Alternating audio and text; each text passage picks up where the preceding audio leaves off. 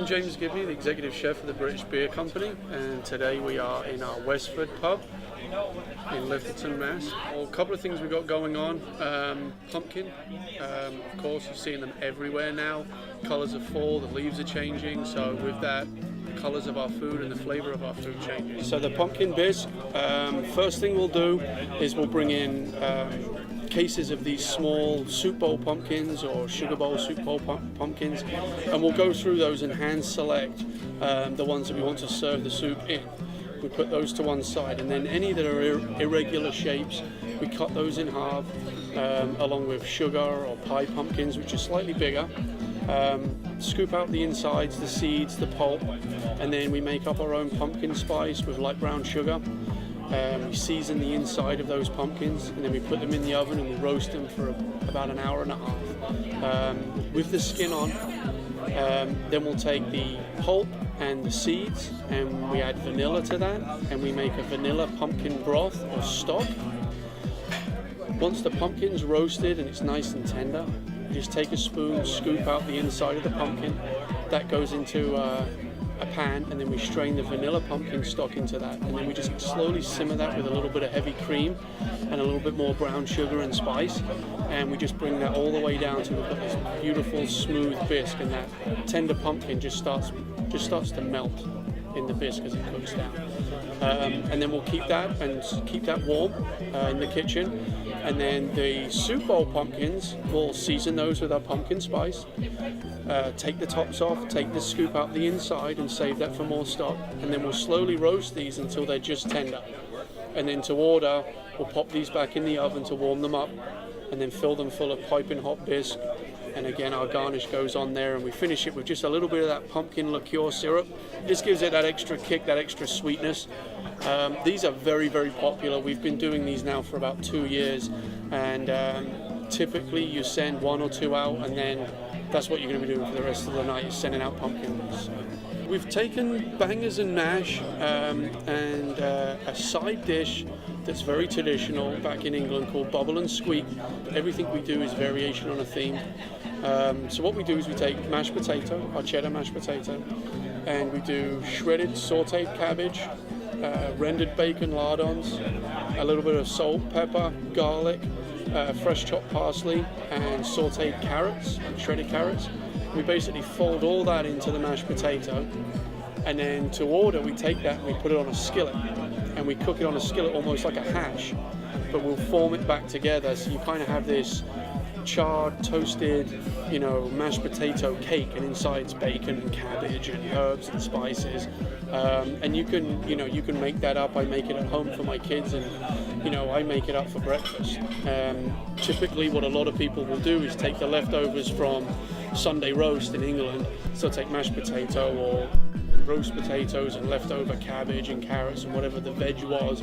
They'll chop it all up, make a hash with it, throw it in a skillet, Monday morning, saute it up, and the bubble and squeak would be, you'd cook this in a skillet or a cast iron pan, super hot, with bacon grease or lard. So as it hits the pan, you hear it kind of squeak in and pop in and sizzle in. So that's where it gets its name from. So ours, again, it's a variation on a theme, but that's what we serve our bangers over. So our bangers and mash has kind of evolved. So we have that bubble and squeak with it, just to throw a little bit more authenticity into our menu. Steak and ale pie. The ale beer that we use is actually a stout, so it could be a steak and stout pie. It's used as a Guinness infused brown Yorkshire gravy. Inside the pie, tender cuts of meat.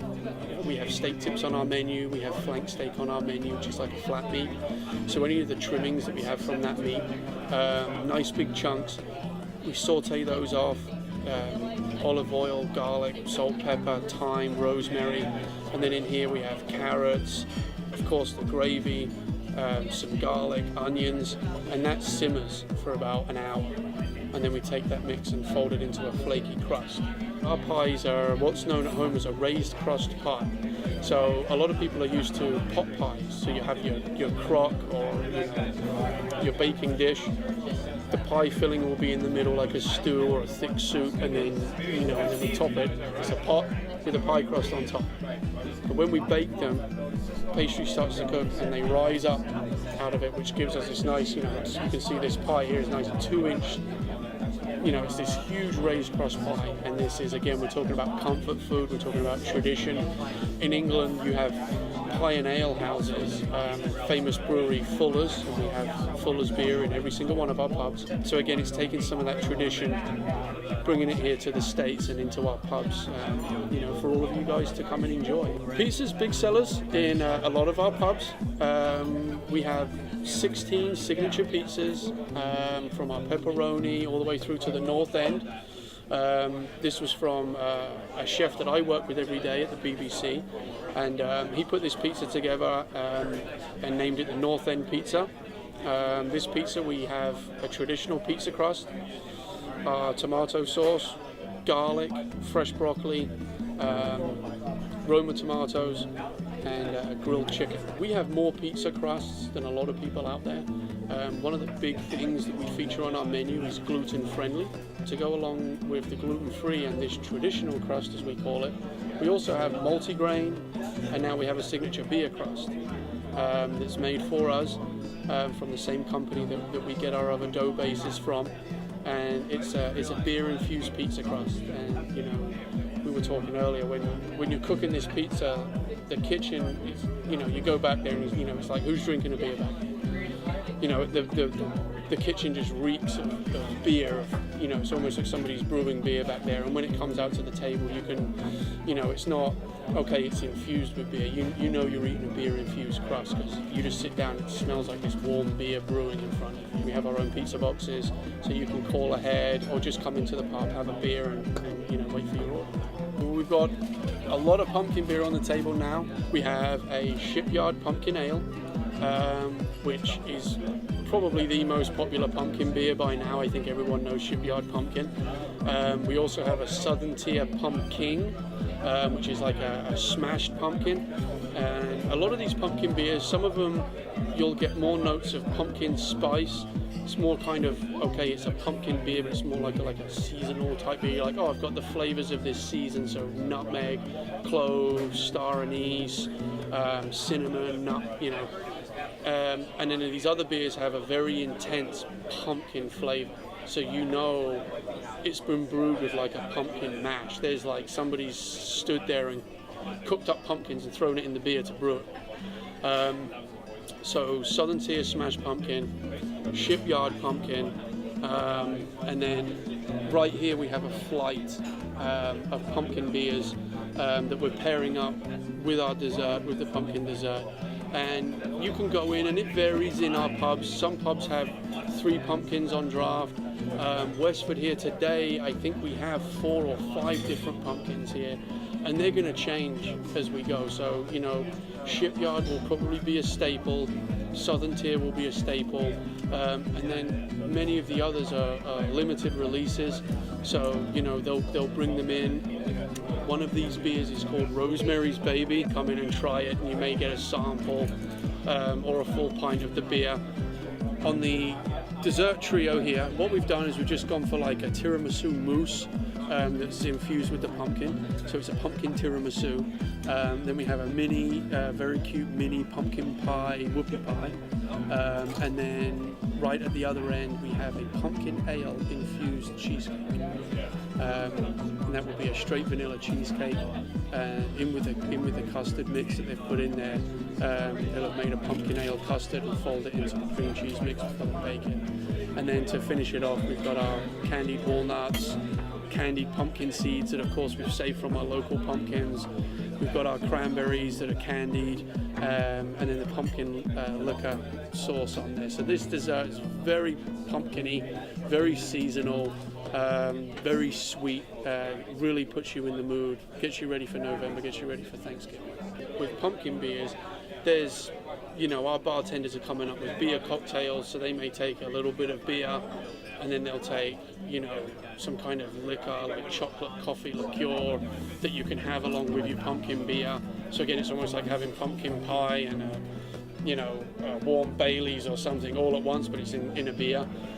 So our bartenders are having a lot of fun with that. Pumpkin martinis too. This is one that we serve here. Hi, I'm Christy. I'm a bartender at British Beer Company in Westford, and I'm going to be making a pumpkin martini. So how you make it is a little Bailey's, a little bit of vanilla vodka, and pumpkin liqueur. And then you shake it.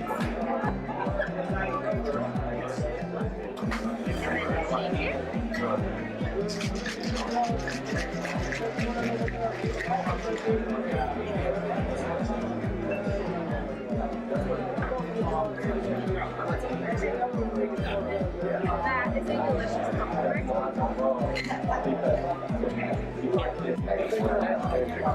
Talk to the bartender and ask them. They're always willing to give you a little taste before you get into it.